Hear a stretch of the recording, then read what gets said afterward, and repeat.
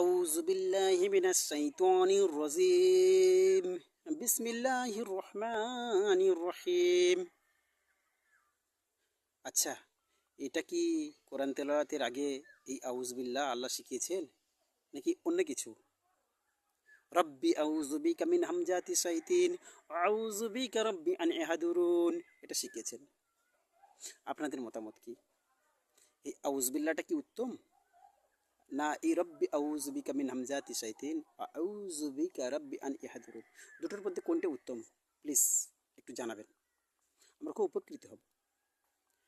আচ্ছা, আমরা আল্লাহর শেখানো জিনিসটাকে সরিয়ে এই মানবরচিত কথাটাকে বেশি প্রাধান্য দিই কেন? এর বিজ্ঞানীকে কেমনভাবে আমাদের কোরআন থেকে ধীরে ধীরে দূরে নিয়ে চলে গেছে। এখন তো একটু নয়, এখন তো আমরা দেখছি কোরআন থেকে আমরা যোজন যোজন মাইল দূরে। কিন্তু কেন ভাই? আমরা কোরআন পড়ি এক হরবে 10 নেকির উদ্দেশ্যে। কখনো কি আমরা ভেবে দেখি না যে কোরআন কি বলছে, কোরআনে কি বার্তা দিয়েছে, আল্লাহ কি বলতে চাচ্ছে? ভাই, আমরা একটু ভেবে দেখবো কোরআন অনুযায়ী, প্লিজ, এটা আমার অনুরোধ। সালামুন আলাইকুম।